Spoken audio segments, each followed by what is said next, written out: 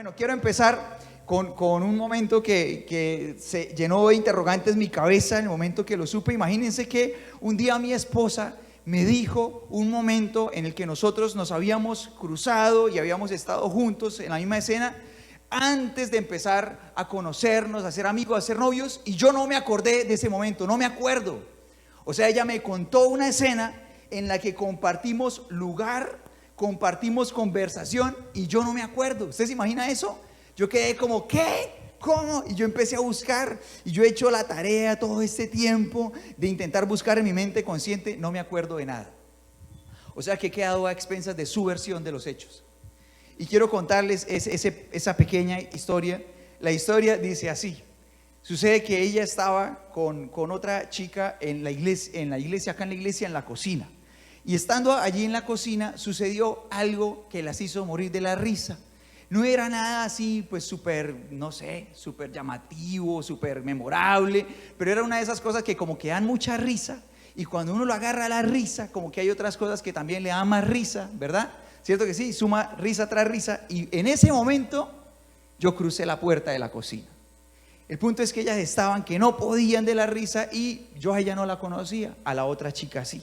Yo no me acuerdo de nada de esto, estoy a expensas de su versión de los hechos. Yo entro allá a la cocina y la otra chica que sí me conoce intenta contener la risa y yo les pregunto, pues, ¿qué pasó, no? Uno llega y todo el mundo se está muriendo de la risa y uno quiere saber. Y ella me cuenta lo que pasa y mi reacción es que yo no me río. Yo hago, Inmediatamente mi esposa, pues en ese tiempo no éramos ni amigos ni nada, ella piensa, qué persona tan amargada en la vida. Ella piensa eso, o sea, así fueron los hechos según ella, yo confío en ella, le creo 100%.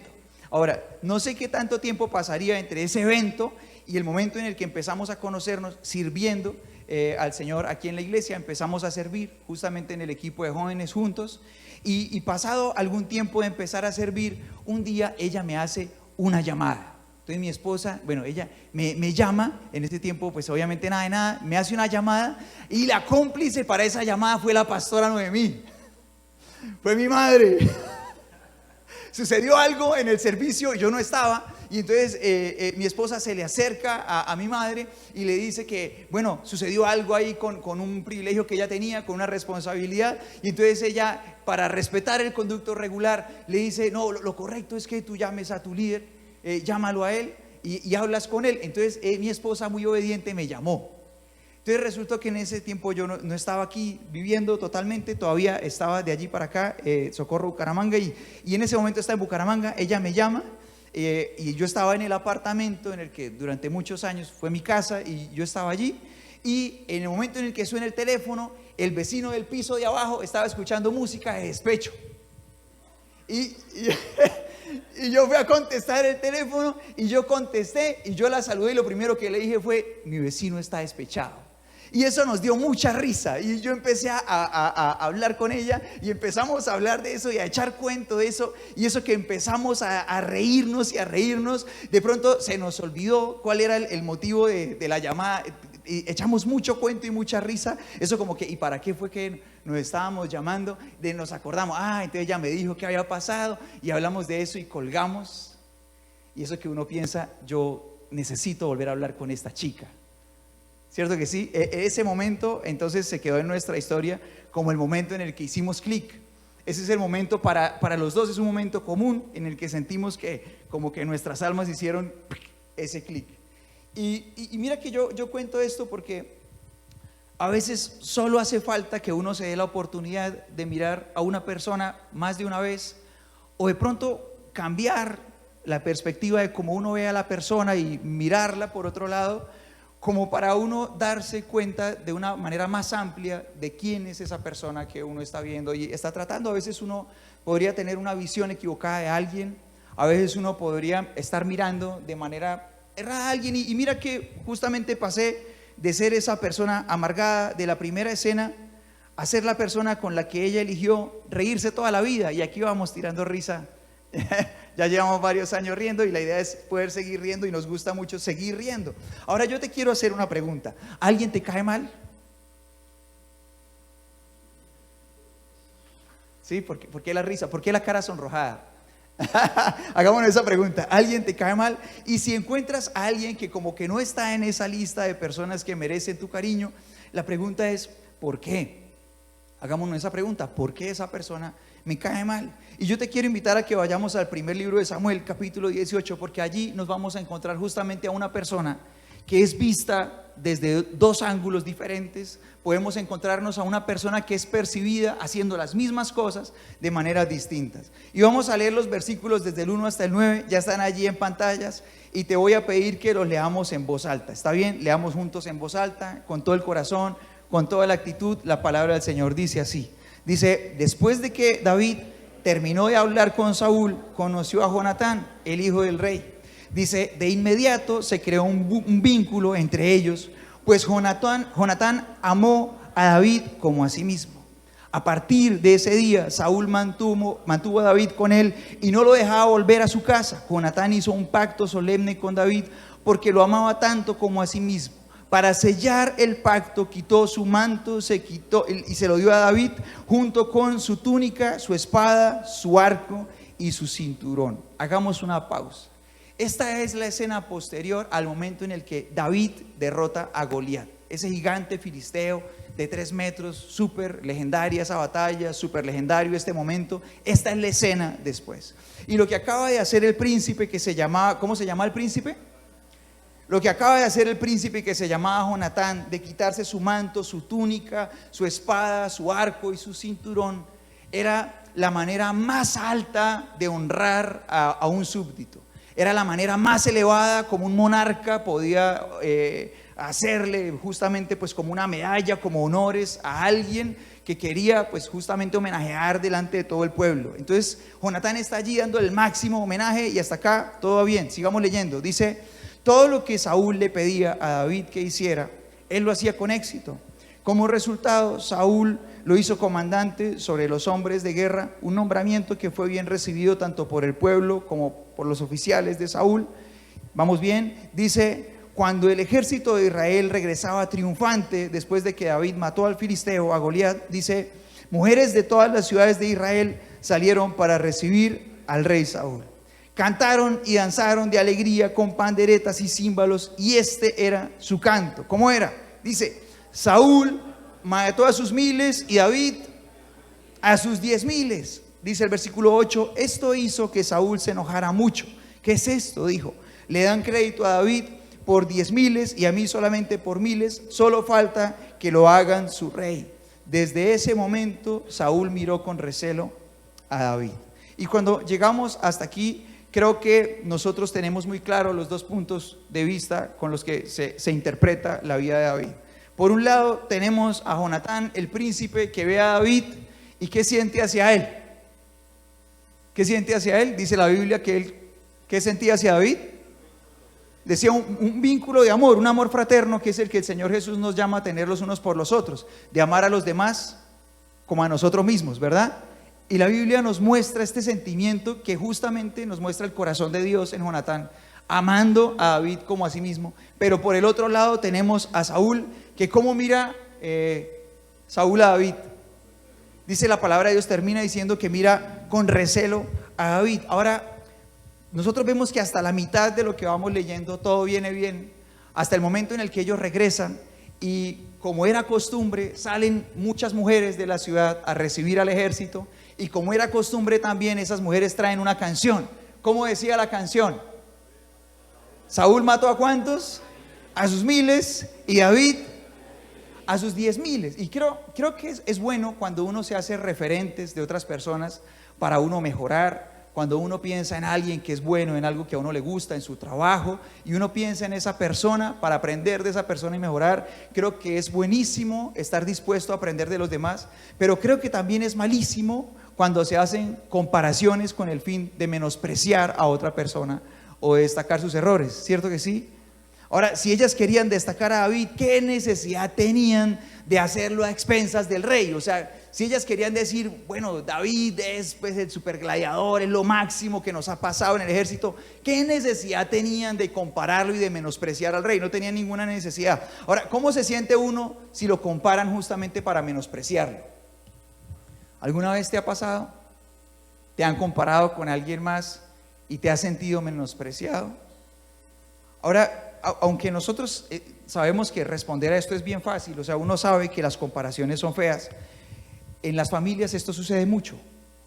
Y en casa se tiende muchas veces a llegar a este recurso, buscando a veces como que mejorar las cosas, como que buscando de alguna manera como que todo funcione mejor, se llega a las comparaciones. Y yo te quiero invitar a que pensemos si en casa se usan comparaciones. Te invito a que pienses eso, piensa si en tu casa, yo pienso si en mi casa se usan comparaciones.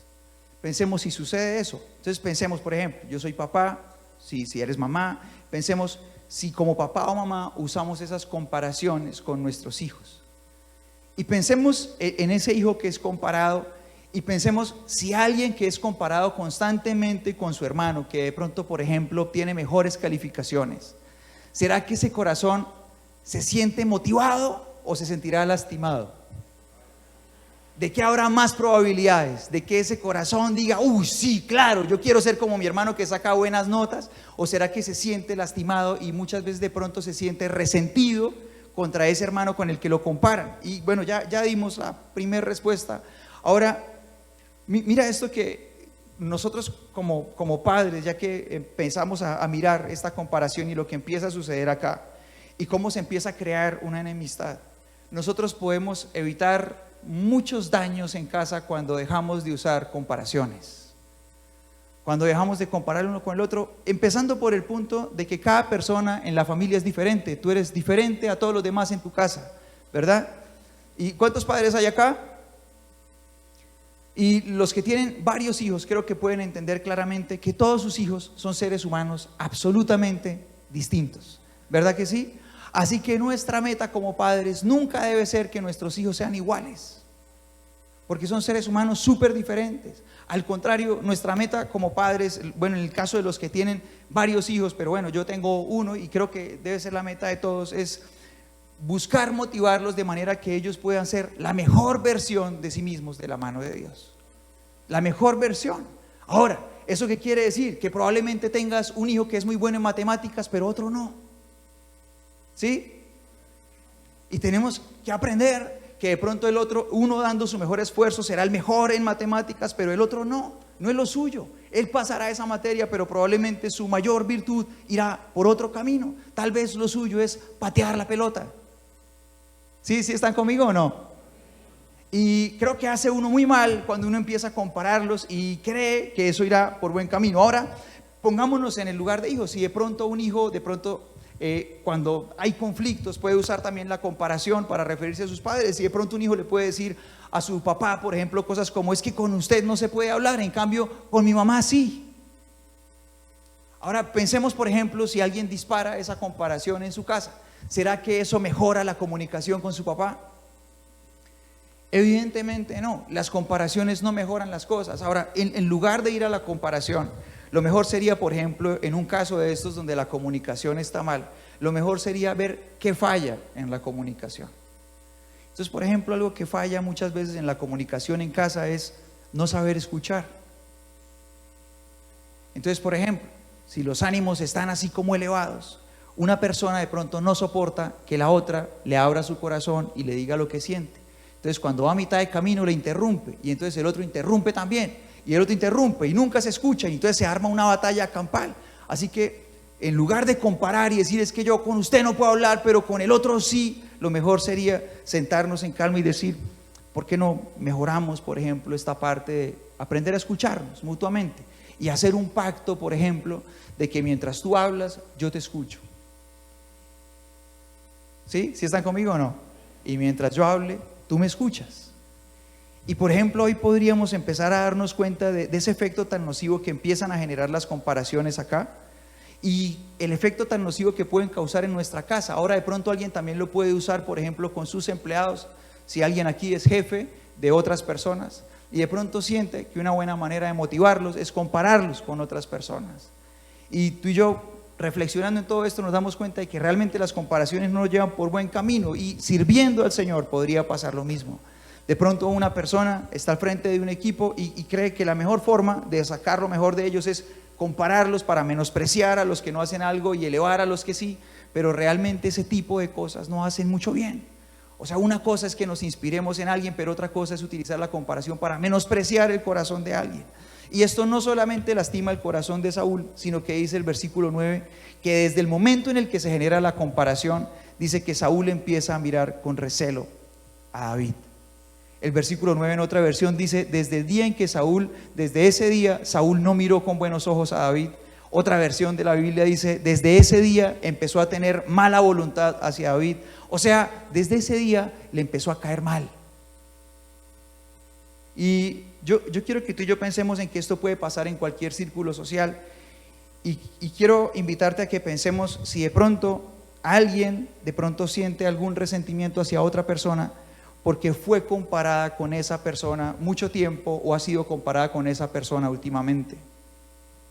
Yo te invito a que pensemos si de pronto alguien tiene resentimiento o no tiene la mejor relación de pronto hacia un hermano por eso. Y de pronto ha pasado el tiempo y la relación con ese hermano no es tan buena, justamente porque desde que era un niño lo compararon con ese hermano una y otra vez y se sintió menos que ese hermano. Y mira esto tan impresionante, Saúl se llena de rencor hacia David. Ahora, ¿David tenía la culpa de esas canciones? Y mira tan impresionante esto, porque Saúl empieza a sentir cosas negativas hacia David y David no es culpable de nada. Y mira que caer en cuenta de esto nos ayuda a nosotros a no permitir que nuestro corazón se llene de enojo o se llene de resentimiento hacia la persona con la que somos comparados, porque esa persona no tiene la culpa. Ahora tú y yo podemos empezar a recalcular si eso pasó en nuestra casa. Saúl sí permitió ese resentimiento en su corazón. Saúl sí permitió que esas comparaciones lo enojaran, y mientras que Jonatán veía a David como una fuente de inspiración, Saúl veía a David como alguien a quien él tenía que mirar con recelo, sentía resentimiento de él por esas comparaciones. Ahora mira lo que sigue pasando. La Biblia sigue contando que Saúl empieza a atacar a David, intenta matarlo, pero no solamente eso, sino que en su corazón aparece otra emoción que en cualquier corazón debería generar alarma. Mira lo que dice el versículo 14 y vamos a leer hasta el 16, ¿está bien?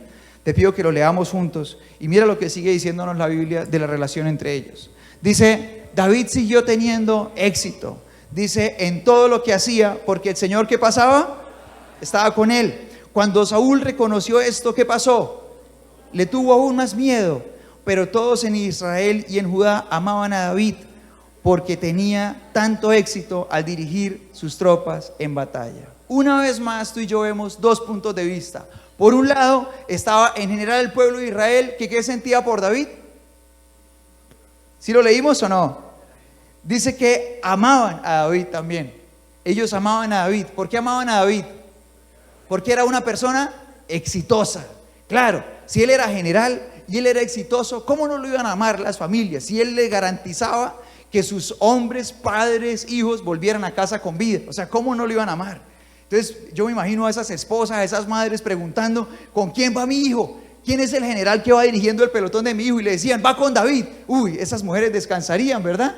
Sentirían alivio. Ese gana siempre, ese no pierde, ese es el que tiene menos bajas. Claro, cuando volvía, todo el mundo se sentía agradecido con Dios por él. Pero por el otro lado estaba Saúl, que frente al éxito de David, la palabra del Señor dice que él sentía un miedo, que ese miedo estaba generado por otro sentimiento que se genera en uno cuando a uno le incomoda el éxito de otra persona. Y cuando uno le incomoda el éxito de otra persona, ¿qué está sintiendo? ¿Cómo se llama eso? Cuando a uno le incomoda la prosperidad de alguien más, ¿cómo se llama eso? Cuando a uno le incomoda la felicidad de otra persona, ¿cómo se llama eso?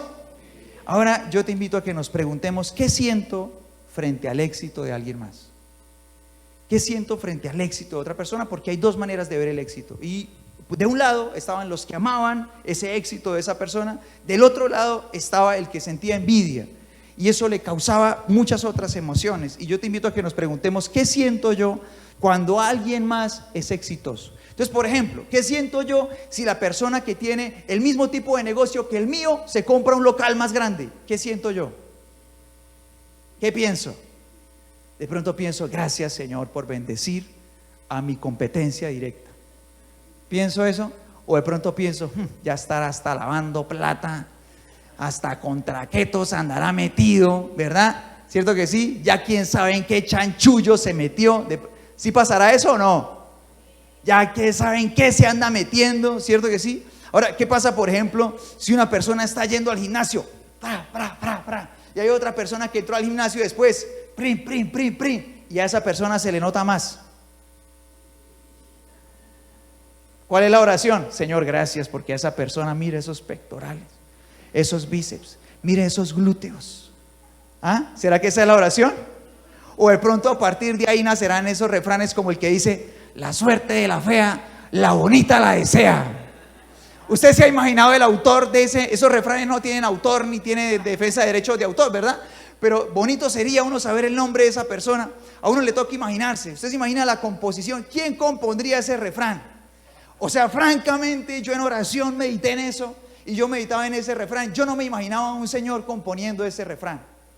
Perdóneme la verdad, pero yo no me imagino a un señor de ninguna edad pensando en que la suerte de la fea, la bonita la desea. Yo no me imagino a ningún caballero en eso, la verdad.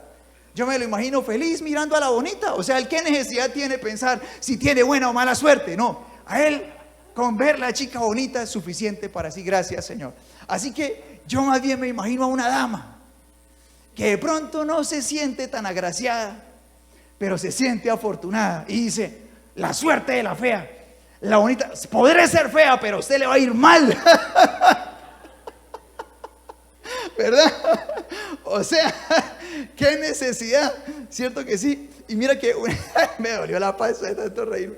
Ahora, el punto es que encontramos los dos puntos de vista. Y mira que yo te quiero contar, cuando Ágape empezó, que es el colegio que el Señor puso en nuestras manos, yo ya he contado eso acá alguna vez. Solamente cuando fue a abrir se repartieron unos volantes publicitarios y a Ágape no se le ha hecho ninguna otra publicidad. No porque no sea buena herramienta la publicidad, no porque no esté bien, no lo hemos hecho. De ahí en adelante la única publicidad que Ágape ha tenido ha sido el voz a voz. La gente que le cuenta a otro que su hijo está allá y que está feliz. Eso es todo. Y estamos en una sede que contra todo pronóstico para un pueblo está a varios kilómetros de aquí. Estamos a entre 10 y 15 minutos en auto de llegar allá. Y cuando íbamos a abrir esa sede había personas que decían: no, ustedes no pueden abrir un colegio fuera del Socorro, esto es un pueblo, eso la gente allá no va, eso los niños de pronto se les van a salir. Y mira que allá llegan los papás sin publicidad ni nada. ¿Cómo se consiguen? No sé. La gente llega allá a preguntar. Pero mira que así como el Señor ha permitido que justamente ese sueño de darle un espacio a unos niños donde puedan crecer amados y puedan ser formados de manera integral, de la misma manera en que fue llegando el éxito, también tocó a la puerta de Ágape la envidia desde el principio. Y allá nos echaban la ley a toda hora, apenas estaba empezando, eso nos empezaban a visitar todas las autoridades que usted se imagine, todo el mundo llegaba allá a revisar todo. Y había de pronto contactos que nos decían: nos llamaron de tal colegio para que viniéramos a visitarlos, para ver si nos encontraban alguna cosa, alguna manera de cerrar el lugar. Y uno dice: ¿qué necesidad? ¿Cierto que sí? ¿Qué necesidad? Si el hecho de que haya oferta, pues le beneficia al pueblo, ¿cierto que sí? El hecho de que haya mayor oferta de cualquier servicio hace que la calidad del servicio sea mejor para el cliente, ¿cierto que sí? ¿Sí o no? ¿Sí están conmigo o no?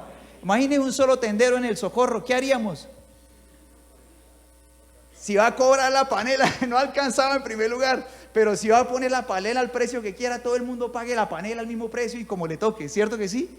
En cambio, si otro señor abre su tiendita, entonces ya uno escoge en cuál lugar está mejor el precio de la panela y cuál vende la panela más rica, ¿cierto que sí? Y ya cada quien toma su decisión. Pero mira que uno puede tomar la decisión de qué lado se pone. O sea, frente al éxito, uno puede tomar, de otra persona, uno puede tomar dos posiciones. La primera es alegrarse por el éxito de alguien más, valorar ese éxito y entender que justamente el éxito de otro es el éxito de todos, ¿cierto que sí?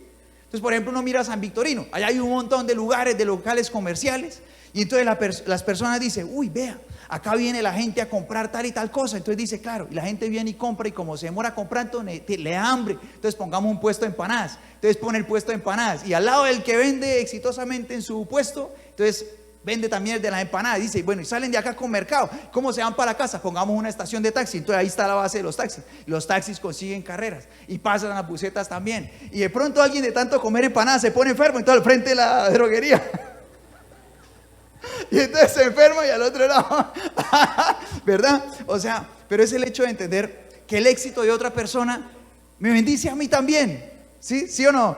¿Sí está conmigo? Me bendice a mí también. Entonces, que uno puede, frente al éxito de alguien, amar ese éxito y amar a esa persona y darle gracias al Señor por esa persona, o uno podría convertirse en alguien envidioso, alguien a quien esa envidia le genere aún miedo. Dice la palabra del Señor que esa envidia le generaba a Saúl miedo. Él sentía que David era como un impostor que le iba a quitar todo lo que era de él, y él no debía temer eso. A él lo único que le debía preocupar era hacer la voluntad de Dios, pero como él no hacía la voluntad de Dios, entonces la envidia se apoderaba de su corazón y le daba miedo. Le daba miedo. ¿Sí están conmigo o no? Ahora, este sentimiento de envidia hace que la relación se empeore, pero aquí yo te quiero invitar a que nos hagamos una pregunta: ¿quién quiero ser? Y yo te invito a que tú te la hagas también. Yo me la quiero hacer, pero te invito a que te la hagas tú también. ¿Quién quiero ser? ¿Quiero ser el que se alegra por el éxito de otro, o quiero ser el que envidia el éxito de otra persona? ¿Ya nos hicimos la pregunta? ¿Sí? ¿Sí se hicieron la pregunta? Alce la manita el que se la hizo. Súper. Ahora esta relación sigue empeorando. Sigue empeorando. Y Saúl, a partir de todo esto que pasa y de todo este resentimiento que se genera en su corazón, ya no solamente busca ocasión de agredir una y otra vez a David, sino que ya busca planes más concretos para matarlo. Busca oportunidades también para que David lo ataque a él. No voy a entrar en esos detalles para no extenderme, pero en el capítulo 18 tú y yo lo encontramos. Él le promete que su hija mayor va a ser su esposa. Cuando ya va a ser su esposa, él decide dársela a otra persona. Esto él lo hace para buscar que David se enoje con él y lo agreda. No, David no lo hace. Y luego dice la palabra del Señor que pasa esto. Entonces Saúl le dice a David que entonces se puede casar con la otra hija, con su siguiente hija, que se llama Mical. Y mira lo que dice la palabra de Dios en el versículo 28. Vamos a leer lo que dice el versículo 28 y el versículo 29. Dice: cuando Saúl se dio cuenta de que el Señor estaba con David, y cuánto su hija Mical, ¿qué cosa? Una vez más, ¿qué hacía Mical? Amaba a David.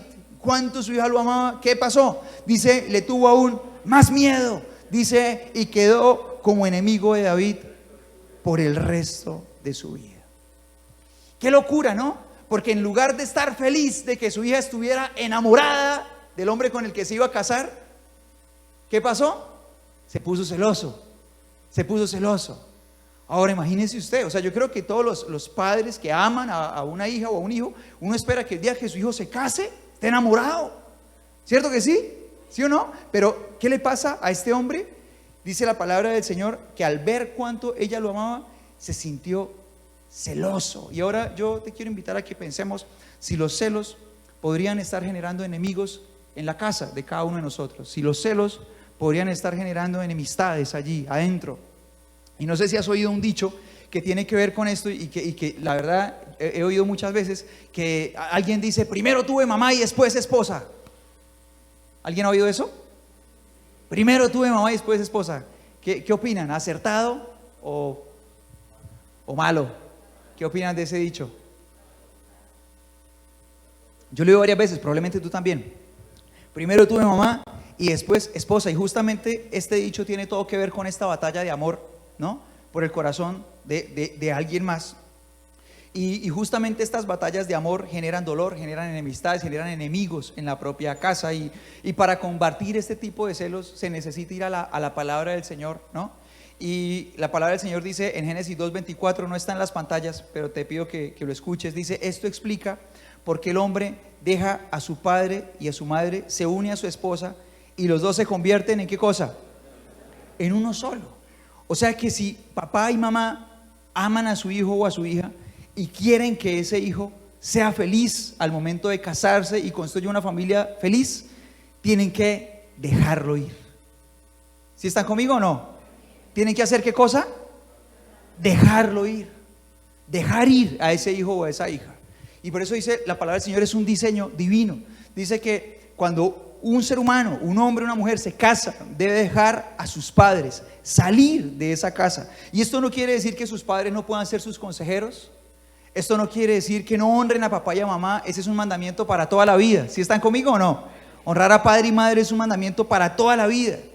Sino que el primer lugar en el corazón de esa persona, si es que fue de sus padres, ya no será más de sus padres. El primer lugar en el corazón de esa persona, hablando de seres humanos, obviamente el primero debe ser siempre Dios, pero hablando de seres humanos, el primer lugar lo debe ocupar su esposo o su esposa. Por eso qué decisión tan tenaz, ¿no? O sea, cuando uno piensa en alguien para casarse, uno se equivoca mucho si solamente piensa en un amante. Porque el esposo o la esposa de uno tiene que ser muchísimo más que eso, pero infinitamente más. O sea, es algo que va al alma, al corazón, esa conexión, al hecho de, por ejemplo, yo te contaba ese momento de clic, y yo recuerdo varios clics con mi esposa. El clic del alma, el clic de echarle ojo, el clic del espíritu, pero no voy a meter a contarte todo eso porque no, voy por otro lado. El punto es que esos clics deben estar, o sea, debe haber clic del espíritu, clic del alma, clic de cuerpo, o sea, que a mí me gustó esa chica, obvio, tiene que estar, pero es mucho más que solo eso. Y mira que justamente de esa elección de amor que hace esa persona se genera una nueva familia. Y cuando un padre o una madre quiere seguir metida en el corazón de ese hijo o esa hija en el primer lugar, lo único que hace es hacerle daño a esa nueva familia. Hace mal. Tiene que salir de ahí. Tiene que dejarlo ir. ¿Sí está conmigo o no? Hay que dejarlo ir. Ahora, cuando un padre o una madre quiere seguirse metiendo en el corazón de un hijo y seguirse metiendo en su casa, pueden estar pasando muchas cosas. Una de ellas es que probablemente ese papá o esa mamá nunca aprendió a confiar en su hijo o en su hija, y no confía en el legado que dejó en ese hijo y en esa hija. Creo que una vez que un hombre o una mujer toma la decisión de casarse, esa tarea de padres, de estar allí dándole cobertura a ese hijo de manera tan directa, termina. Y ya todo lo que uno, lo que fue, ¿no? Como dicen por ahí. ¿Sí está conmigo o no? Lo que fue, ya. El legado ya está impreso, ya está hecho. Y creo que cuando uno ha hecho la tarea como padre o como madre, uno debe confiar en ese legado que dejó en el corazón de ese hijo y de esa hija, dejarlo ir. ¿Sí están conmigo o no? Ahora, estos celos podrían aparecer en otras vías, por ejemplo, entre padres e hijos. Una vez, por ejemplo, mi esposa creo que contó eso en una prédica una vez nuestro hijo le preguntó a mi esposa, le hizo esta pregunta a mamá, o sea, el niño le hizo esta pregunta a mamá: ¿a quién amas más? ¿A mi papá o a mí? ¿Qué responderían las mamás? Mejor no digan nada porque de pronto alguna la embarra y se mete en problemas ahí con el esposo al lado. Pero es una pregunta que no es sencilla, ¿cierto que sí? Es difícil. O sea, un niño le pregunta a su mamá: ¿a quién amas más? ¿A mi papá o a mí? Y es una pregunta que no es sencilla de responder. Y creo que cuando no se tiene el orden correcto en el corazón, justamente se puede ir por el camino equivocado. Y bueno, está el niño en esa búsqueda de organizar su corazón, ¿no? Y de conocer ese amor de mi mamá, de mi papá hacia mí. Y entonces justamente la palabra de Dios nos ayuda a despejar el corazón para que esos celos que puede haber en casa o ese amor mal enfocado no justamente rompa relaciones ni dañe el diseño que debería haber. Entonces mi esposa le respondió palabras más o palabras menos. Lo que pasa es que del fruto del amor con tu papá naciste tú, así que el primero en mi corazón es tu papá, y de ese fruto de ese amor vienes tú también. Y es muy hermoso entender estas cosas y darle buen foco, porque justamente los celos podrían crear enemigos donde no los hay. Ese tipo de heridas en casa podría generar enemigos entre padres e hijos, hijos y padres. Entonces, por ejemplo, la relación entre esposos no funciona bien, y entonces la esposa decide refugiarse en su relación con sus hijos, y entonces todo el foco, entonces pasa eso que dice: no, es que mi vida son mis hijos. ¿Qué es lo más importante para mí? Mis hijos. Y el pobre marido ahí al lado escuchándola. Mi vida son mis hijos, yo lo doy todo por ahí. El pobre viejo ahí al lado oyendo a esa dama. Sí, ¿y yo qué? ¿No? ¿Yo para cuándo? ¿Qué lugar me viene tocando? ¿No? ¿Verdad? ¿Cierto? Escuchando eso, ¿verdad? Y es porque justamente el corazón está mal enfocado, y entonces de pronto ella misma a partir de los dolores de la vida de pareja, ella busca refugiarse en la relación con sus hijos y de pronto generar también un poquito de celos, y el otro también de pronto se llena de celos y dice no, y entonces ahora yo para dónde, y empieza a buscar para dónde ir. Ahora la cuestión es que en lugar de eso, la idea sería venir y restaurar esas heridas que hay dentro de la pareja, dentro del hogar, y no permitir que los celos empiecen a generar enemigos donde no debería haberlos, en la propia casa. Ahora, son los principios de Dios los que nos ayudan a evitar encontrar ese tipo de enemigos. Tú y yo nos damos cuenta de que una vez más, de este lado hay una persona que ama a David, y del otro lado hay una persona que siente celos de ese amor. Y no sé si de pronto tú te hayas sentido celoso de alguien en tu propia casa y hayas considerado un enemigo a alguien más. Por eso, por estos órdenes de amores, por ejemplo, cuando una mujer está solita con un hijo y de pronto empieza a caminar con el Señor y empieza a reconstruir su vida y decide casarse una vez más, qué decisión tan difícil. Es muy compleja, es muy difícil, porque una mujer tiene que, bueno, si una mujer en ese caso busca solamente a alguien que ocupe el lugar, que sea como un novio, comete un error brutal, porque se está llevando por delante lo que puede sentir esa personita que es su hijo o es su hija. Es un daño brutal y comete errores terribles. Ahora esa persona, si va a tomar esa decisión, que no es el diseño de Dios, evidentemente el diseño de Dios sería que ninguna familia se destruyera, pero si una persona va a tomar esa decisión, tiene que entender que no es un novio solamente, tendría que pensar en alguien que encaje en ese sistema de amor en el que la ame a ella, pero también entre a amar a esa personita que ya está. Y que si un día tuvieran un hijo más, amar a esos dos hijos por igual. O sea, ¿tú te imaginas la calidad de corazón que debe tener ese hombre? ¿Sí están conmigo o no? La calidad de corazón que debe tener, y amar a esos dos niños igual. Se necesita tener un corazón así grande. Ahora el punto es que una mujer, y digo una mujer porque tú y yo sabemos que ese tipo de cuadros se generan más por esa vía, una mujer cuando no tiene en cuenta todas estas cosas y no tiene en cuenta todas estas construcciones de amor, puede causar mucho daño a su propio corazón y a ese hijo. Y puede haber mucho dolor y muchos juegos de celos de un lado para otro. Y entonces de pronto el hombre que está acercándose a esa chica sintiéndose celoso del niño, y el niño siente celos de ese hombre que está llegando, y de pronto nace otro niño y el niño siente celos del otro porque a él lo tratan mejor, y al otro entonces siente celos porque ve que el hermanito, bueno, a él como que le dan más porque él sí es hijo de los dos, y empieza los celos a jugar como en ese sistema y a hacer muchísimo daño.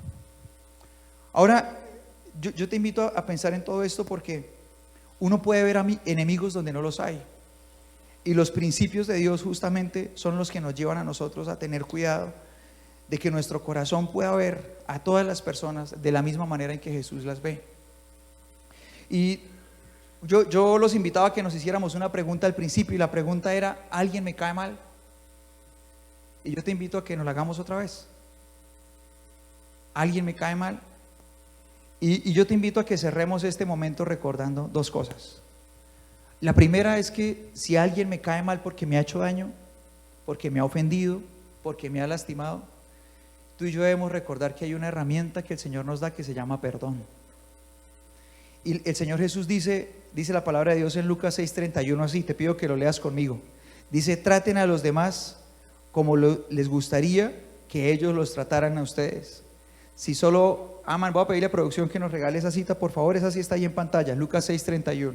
Dice la palabra de Dios: traten a los demás como les gustaría que ellos los trataran a ustedes. Si solo aman a quienes los aman a ustedes, ¿qué mérito tienen?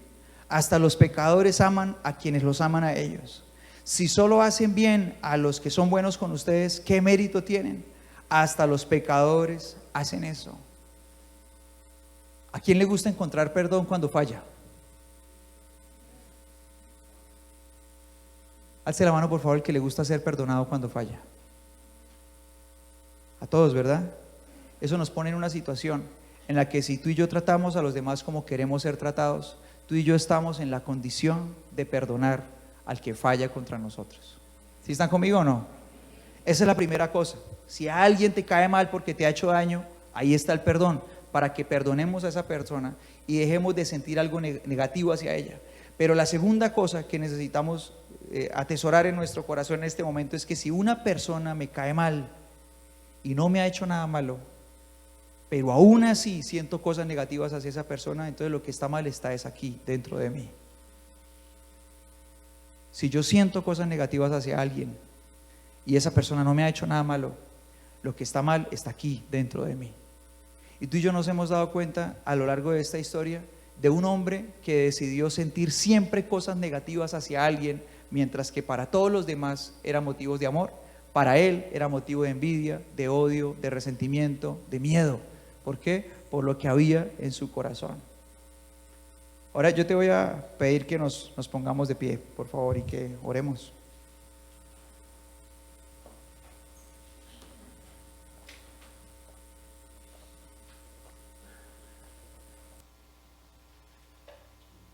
Yo creo que todos hemos notado que cuando una persona nos cae mal, todo lo que hace nos fastidia. ¿Sí les ha pasado eso o no? ¿O nunca les ha caído nadie mal? A mí sí. Y cuando a alguien le cae mal, todo lo que la persona hace le fastidia. Y de pronto está la persona allá diciéndole algo a otra persona y se ríen y dicen, ya están hablando de mí. ¿Cierto que sí? Todo lo que hace, o sea, mueve un ojo, mueve la mano, mueve el pelo, se peina, uy, véanla, ya está vaniosa, ya está vanioso, ¿sí? Todo lo que hace le fastidia a uno, ¿quién se cree, verdad? O sea, todo es un fastidio. Y tú y yo vemos esa cadena que sucede acá, pero tú y yo también podemos entender algo, y es que todas esas películas que suceden en la mente, suceden es porque hay un corazón que está lastimado, que está herido y que necesita ser sanado. David no le estaba haciendo nada a Saúl. Sin embargo, en cada cosa Saúl encontraba motivos para odiarlo, para envidiarlo, para sentir resentimiento hacia él, para sentir celos. Yo te quiero pedir que cerremos nuestros ojos en este momento. Y la palabra del Señor dice en Romanos capítulo 12, versículo 18, hagan todo lo posible por vivir en paz con todas las personas. Otra versión de la Biblia dice, hasta donde dependa de ustedes, hagan todo cuanto puedan para vivir en paz con los demás.